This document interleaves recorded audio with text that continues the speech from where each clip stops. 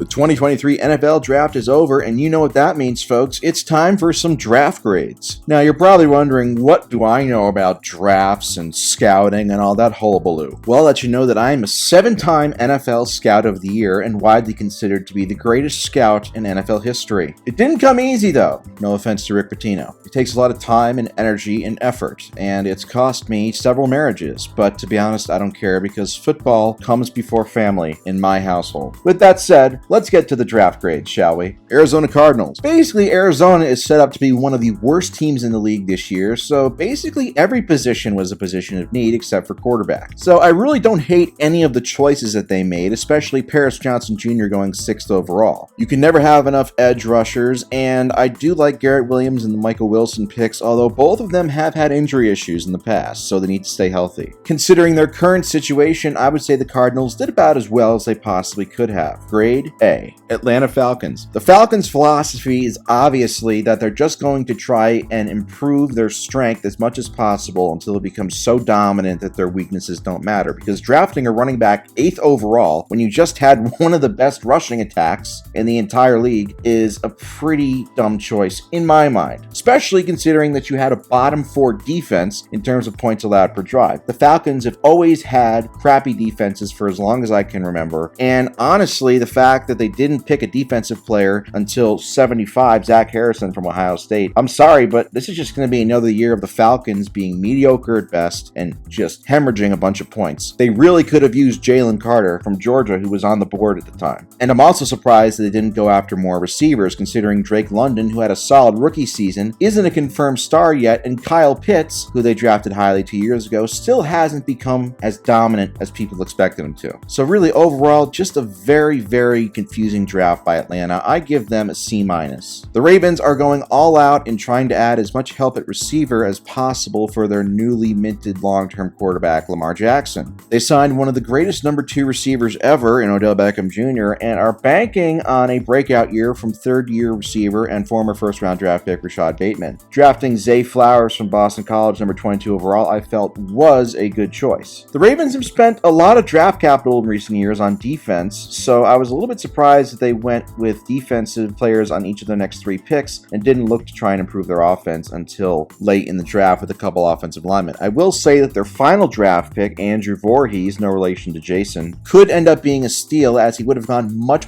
higher in the draft had he not torn his ACL at the Combine this year. Just keep an eye out for him. Overall, I would give the Ravens a C. Buffalo Bills. The Bills have one of the most complete teams in the league, which also makes the fact that they haven't even been to a Super Bowl in the last couple of years more disappointing. The Bills' mindset was obviously to make their strengths even stronger, as they were the second best offense in the league last year, and they traded up to draft a tight end from Utah who just looks like a scrappy gym rat hard worker. They then picked an offensive guard to bolster their offensive line even more, before finally going defense and drafting Tremaine Edmonds' replacement Dorian Williams at 91. I like the drafting of Justin Shorter at 150 because he's a downfield threat, and really outside of Gabe Davis, they don't have much of a downfield threat. Even though Stephon Diggs is a great receiver, that's not his strength most of the time. Overall, I would say the Bills did a pretty good job. I would give them a B. For Buffalo, get it? Please clap. Carolina Panthers. This draft will always be based on how Bryce Young turns out, as he was picked 1st overall thanks to the Panthers trading up for him. I personally didn't really see much of Bryce Young that made me think, wow, this guy is 1st overall material, and plus the fact that he's small enough to put in your pocket also concerns me, and obviously a lot of other people, considering there were some detractors about the pick. They wasted no time trying to give him help in receiver Jonathan Mingo with the 39th overall pick. But really, it's all about, can Bryce Young succeed? And I have serious doubts that he will, so therefore I'm going to give the Panthers draft a grade of D. No offense to former Bud Light drinkers. Chicago Bears. The Bears need help basically everywhere, especially quarterback, but on defense too, as they were the worst defense in the league last year in terms of points allowed per drive. I personally was surprised they didn't go with more skill positions with their top 3 or 4 picks. They did that in the middle rounds at 115 and 133. But to me, I know they drafted the offensive tackle 10th overall, but to me, this shows that the front office doesn't have full belief that Justin Fields is the guy. I know they took DJ Moore from the Panthers in a trade, but they didn't seem to go all in to try and get the most out of Justin Fields, in my opinion, as they focused more on defense. defense. To me, this was the front office's way of saying, we're going to give you some defensive support, but we need to see more from you or else you're gone after this year, and we're going to do whatever we can next year to get Caleb Williams. I would give the Bears draft a grade of a B-. Cincinnati Bengals. It's still hard for me to believe that the Bengals are one of the best teams in the NFL over the last couple of years. They spent so much capital and resources into improving the offensive line in recent years that it does make sense that they went defense with their first pick with Myles Murphy out of Clemson. I don't mind that. And they really just stacked up a lot on defense throughout most of the draft. I think the key pick that could be overlooked is Chase Brown, the running back from Illinois' 5th round pick. Obviously, as we know, amateur boxer and respecter of children, Joe Mixon, is probably on his way out from the Bengals. And really, the one weakness Cincinnati had that was glaring last year was their running game. They were 29th in yards per attempt. So if Chase Brown can pan out and help them improve that, along with obviously their great passing game with Burrow and Chase and Higgins and all those guys, Bengals may finally be able to get across the finish line. They've come pretty close the last 2 years. I'm giving the Bengals a B grade. Cleveland Browns. The Browns didn't have a pick until the 3rd round because of their trade for massage enthusiast Deshaun Watson. Honestly, the only 2 picks that I see for Cleveland that could carve out an immediate role are their first 2 picks, Tillman and Ika. I just don't really see a lot of impact players from this class, and that's to be expected because, again, the Bengals basically threw away a lot of their future to get Deshaun what's under the table, and so far it hasn't panned out, and knowing the Browns, it probably won't pan out. But I would give this Browns draft a grade of D+. Dallas Cowboys. Last year, Dallas had one of the best defenses in the league, and that did not stop them from investing a lot of draft capital into that side of the ball this year, as their first 4 picks were on the defensive side of the ball, basically saying, hey, Dak, you have enough offensively, get it done. Honestly, I'm sick of talking about the Cowboys. They're going to get, 6 or 7 national TV games every year. They still haven't made a conference championship game since 1995. Tupac and Biggie were both still alive the last time the Cowboys played in a conference championship game, and they still get more attention than any other team. The most overrated franchise in sports. I don't give a crap about their draft. I really don't. Draft grade F. Really more like a B-.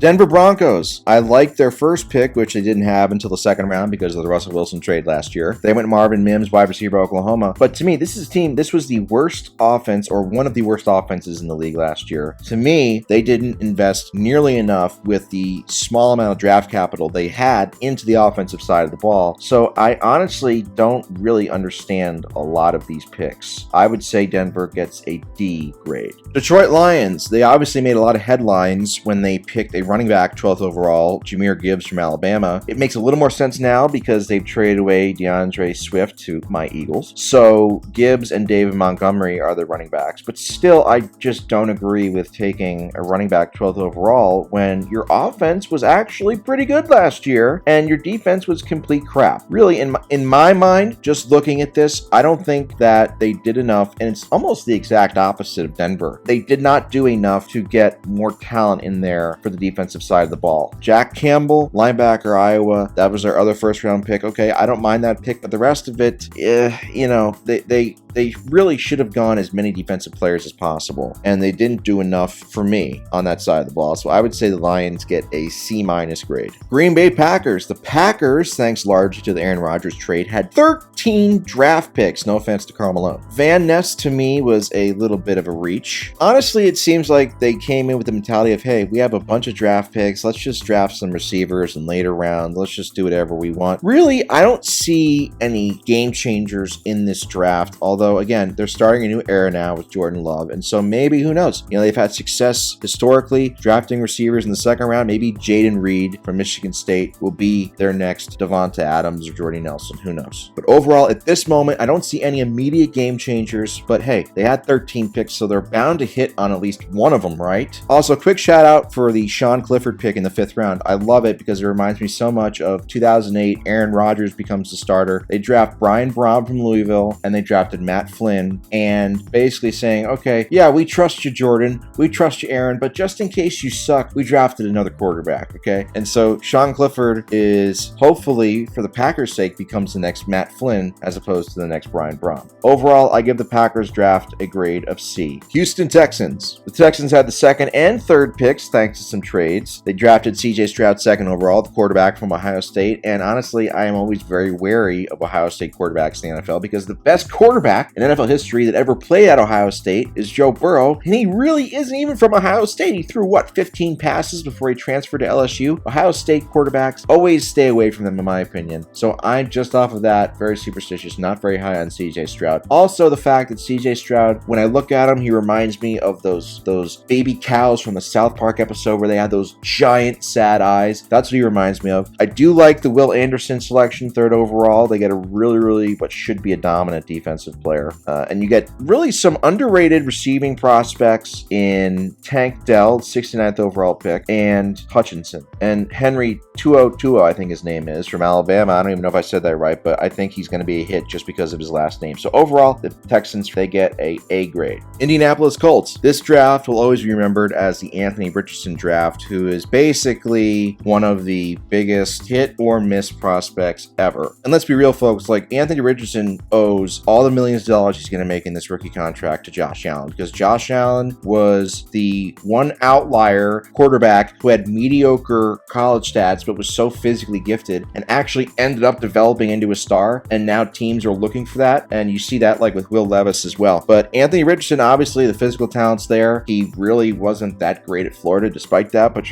obviously the Colts are banking on him somehow getting better at a tougher level. Personally, I have my doubts. The biggest weakness for the Colts last year was their passing defense, and really their defense in general, but their passing defense specifically, and they did a good job, I think, at addressing that. So I don't think their draft was terrible, but I will say that, it hinges all on how Richardson performs. So I would say they get a C grade. Jacksonville Jaguars. Well, they had a lot of picks, and I believe for the most part they used them pretty wisely. Their top 3 picks are building the offense around Trevor Lawrence. They also added another running back to add to the stable with Travis Etienne. Obviously, after that, it basically became a bit of a crapshoot, just drafting a bunch of random positions, mostly defense, but it did give them some more depth, I suppose, if any of these players turn out to be hits. But overall, I think it was a pretty solid draft for Jacksonville. I give them a B grade. Kansas City Chiefs. Well, obviously, the defending Super Bowl champions have a lot of margin for error thanks to having a guy named Patrick Mahomes on their roster. They only had 7 picks, and a lot of these guys are going to be rotational players, at least at the very start, besides possibly Rashee Rice. But 5 of the 7 picks were defensive players,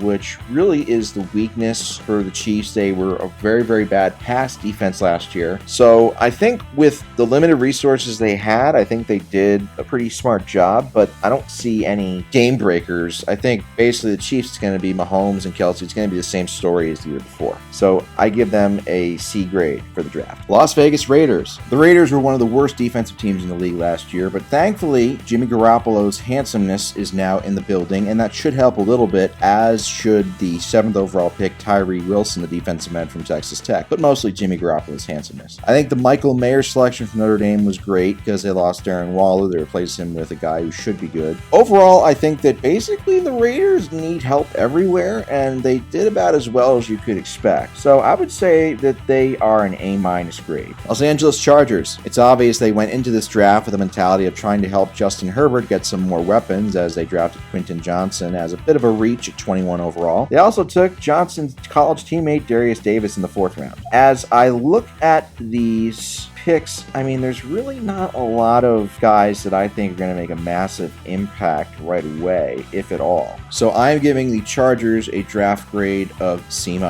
Los Angeles Rams. The Rams were probably the worst defending Super Bowl champions of all time last year. Some of that due to injury, most of it due to the devil coming to collect after they went all in to win it all in 2021. Nevertheless, this year they had 13 draft picks, so there were a lot of chances to clean up some of their weaknesses, particularly at edge rusher and tight end, which they did. I did think they would put more capital into the secondary. They drafted 1 defensive back with all these picks, and that was in the 6th round, considering they just let Jalen Ramsey go. But also, you can't help but love that they drafted Stetson Bennett from Georgia. He becomes the first 40-year-old rookie quarterback in NFL history. What an accomplishment. Overall, I would say the Rams, no superstar additions, but with the quantity of picks they had, they did a pretty good job. I give them a grade of B-. minus. Miami Dolphins. They had just 4 picks in the 2023 draft, including no first-round pick because they were a bunch of no-good, liar, pants-on-fire cheaters. Really, there's not a lot to either hate or like about this because the quantity is so small. I will say that I'm surprised they didn't do more with the offensive line, considering their quarterback that they've invested a lot of time and their future in has a bunch of concussions and might retire if he has another. And so they waited until the 7th round to do anything with the offensive line. Not great. I did like the pick for the running back and the tight end, but you got Hill, you got Waddle,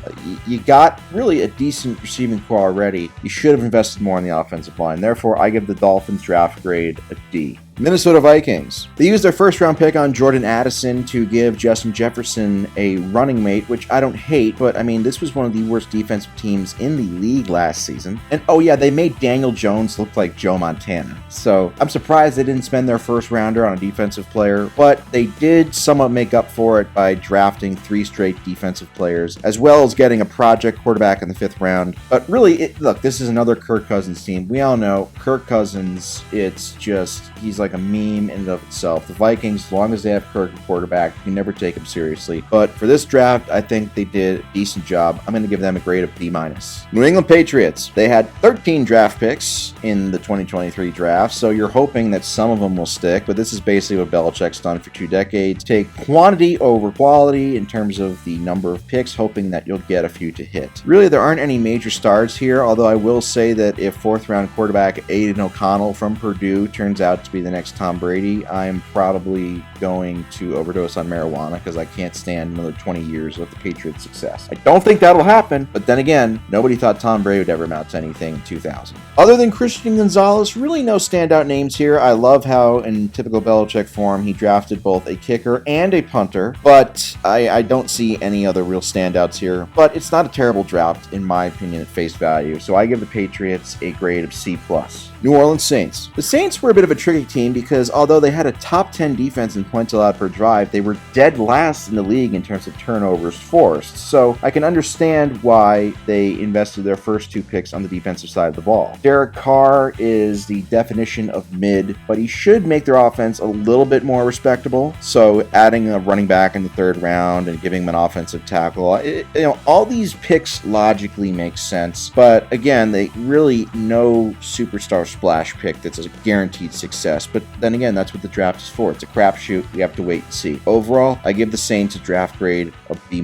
New Jersey Giants. Objectively, I think they did a pretty good job addressing most of their needs, but really, let's just be honest here, folks. None of this shit matters as long as they're paying Daniel Jones a lot of money to play quarterback. They can never be taken seriously as long as Danny Diaper is their quarterback, okay? So while this draft grade, I'll say they have a draft grade of A, I'm still not afraid of the Giants as an Eagles fan. New York Jets. All right, let's just talk about the elephant in the room. You get Aaron Rodgers, right? I know you have some good young pieces, especially Garrett Wilson, a wide receiver. You don't draft any receiving help for Aaron Rodgers. It's like, what are you doing here, guys? Come on, you're just making the same exact mistakes the Packers did in the draft for years. Other than that, though, I think it was smart to upgrade along the offensive line.